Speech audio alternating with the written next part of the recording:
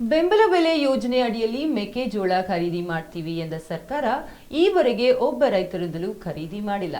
ಹೀಗೆ ಆರೋಪ ಮಾಡಿದ ದಾವಣಗೆರೆ ಬಿಜೆಪಿ ರೈತ ಮೋರ್ಚಾದ ರೈತರು ಸರ್ಕಾರ ಮೆಕ್ಕೆಜೋಳ ಖರೀದಿ ಮಾಡಲಿಕ್ಕೆ ಸಹಕಾರ ಮಹಾಮಂಡಳಿಯನ್ನ ನೇಮಕ ಮಾಡಿದೆ.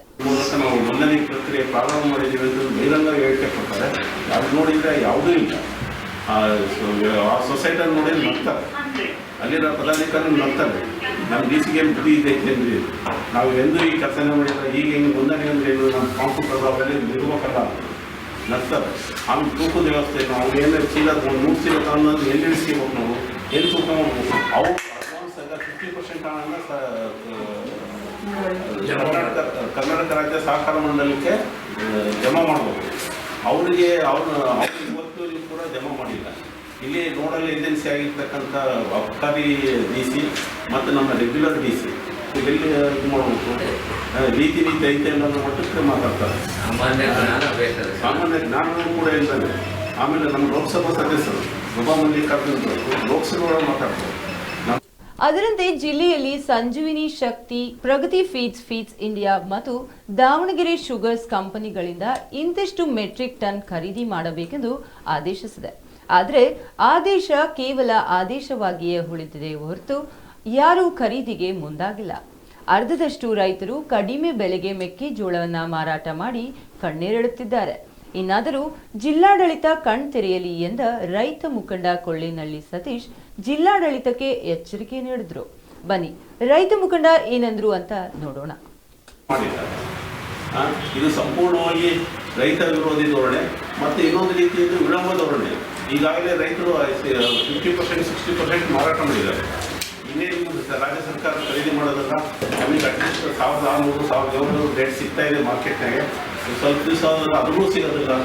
ನಮಗೆ ಅಟ್ಲೀಸ್ಟ್ ಮುಂದಿನ ಬೆಳೆ ಬೆಳೀಲಿಕ್ಕೆ ಸ್ವಲ್ಪ ಬಂಡವಾಳನೂ ಕೂಡ ಆಗ್ತದೆ ಅನ್ನೋ ಒಂದು ದೃಷ್ಟಿಯಿಂದ ಈಗಾಗಲೇ 50% 60% ಮಾರಾಟ ಮಾಡಿದ್ದಾರೆ. ಇನ್ನೊಂದು ವಾರದಲ್ಲಿ ಓಟು ಮಾರಾಟ ಮಾಡ್ತಾರೆ. ಅದು ಖರೀದಿ ಪ್ರಕ್ರಿಯೆನೇ ಆಮೇಲೆ ಯಾರೂ ಬಂದು ನೋಂದಾಯಿಸಲಿಲ್ಲ. ನಾವು ಯಾರು ನಮ್ಮ ಖರೀದಿ ಕೇಂದ್ರಕ್ಕೆ ಬರಲಿಲ್ಲ. ಯಾವ ರೈತರು ಸಾಬೂವನ್ನು ಹೇಳಿದರೆ ಇಡೀ ಪ್ರಕರಣವನ್ನು ಮುಕ್ತಾಯಗೊಳಿಸ್ತಕ್ಕಂಥ ಕೆಲಸವನ್ನು ಮಾಡ್ತಾರೆ. ಡ್ಯಾಮ್ನ ಸಫಿಷಿಯೆಂಟ್ ನೀರಿದೆ. ಇವತ್ತಿನ ಲೆವೆಲ್ 181 ಅಡಿ ಐತಿ, 181 ಅಡಿ ಐತಿ.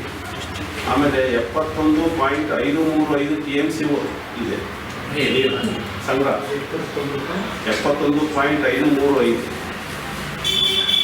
TMC ಸಂಗ್ರಹ ಇದೆ.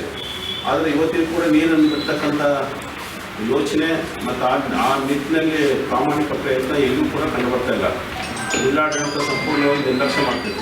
ಈ ತೋಟಗಳಿಗೆ ನೀರು ಬಿಟ್ಟು 1.5 ತಿಂಗಳು ರೈತರು ಅದ್ರ ಬಗ್ಗೆ ಭಾಳಷ್ಟು ಬರಗಾಡ್ತಾರೆ. ಏನು ಹೊರ ಬಂದಾಗ ಬಡದಾಡ್ತಾರಲ್ಲ, ಹಂಗೆ ನಮಗೆ ಸಬ್ಸಿಡೆಂಟ್ ಮಾಡೋದ್ರಿಂದ ಚೆಲ್ಲಕ್ಕೆ ಎಲ್ಲರೂ ಭೂಮಿನ ಅದ ಮಾಡ್ಕೊಂಡು ಕಾಯ್ತಾರೆ. ಚಾತಕ ಪಕ್ಷಿಗಳಂತೆ ಕಾಯ್ತಾರೆ. ಈ ಕೆಲವು ಕಡೆ ನೀರಿನ ಸೌಲಭ್ಯ ಇರ್ತಕ್ಕಂಥದ್ದು ಅಂದರೆ ಬೋರ್ವೆಲ್ ಇರ್ತಕ್ಕಂಥವ್ರು ಈಗಾಗಲೇ ಭತ್ತದ ಬೀಜವನ್ನು ಚೆಲ್ಲಿ ಸಸಿ ಮಡಿ ಬೆಳೆಸ್ತಾ ಇದ್ದಾರೆ. ಈಗ ಈ ಥರ ಮಾಡಿ ಇವರು ಇನ್ನೂ ನೀರು ಬಿಡ್ತಕ್ಕಂಥ ನೀರಾವರಿ ಸಲಹಾ ಸಮಿತಿ ಸಭೆ ಸೇರ್ತಕ್ಕಂಥದ್ದು ಇನ್ನೊಂದು ವಹಿವಾಟು ಯಾವುದೂ ಗಮನ ಬರ್ತಾ ಇಲ್ಲ. ಜಿಲ್ಲಾಡಳಿತನೂ ಕೂಡ ಅದ್ರ ಬಗ್ಗೆ ಲಕ್ಷ್ಯ ಕೊಡ್ತಾ ಇಲ್ಲ. ನಮ್ಮ ಜಿಲ್ಲಾಡಳಿತ ಆಗಲಿ, ಜಿಲ್ಲಾ ಕೃಷಿ ನಿರ್ದೇಶಕರಾಗಲಿ, ತೋಟಗಾರಿಕೆ ನಿರ್ದೇಶಕರಾಗಲಿ ನಮ್ಮ ತೋಟದ ಬೆಳೆಗಳನ್ನು ಉಳಿಸ್ಕೋಬೇಕು ಅಂತಂದರೆ ತಕ್ಷಣ ನೀರು ಉಳಿಸ್ಬೇಕು ಅನ್ನೋ ಭಾವನೆ ಅವರಲ್ಲಿ ಇರಬೇಕು. ಯಾಕಂದರೆ ಅವರೆಲ್ಲರೂ ಕೂಡ ನೀರಾವರಿ ಸಲಹಾ ಸಮಿತಿ ಸದಸ್ಯರು. ಬಟ್ ಇವತ್ತಿಗೂ ಕೂಡ ಒಬ್ಬ ರೈತನೂ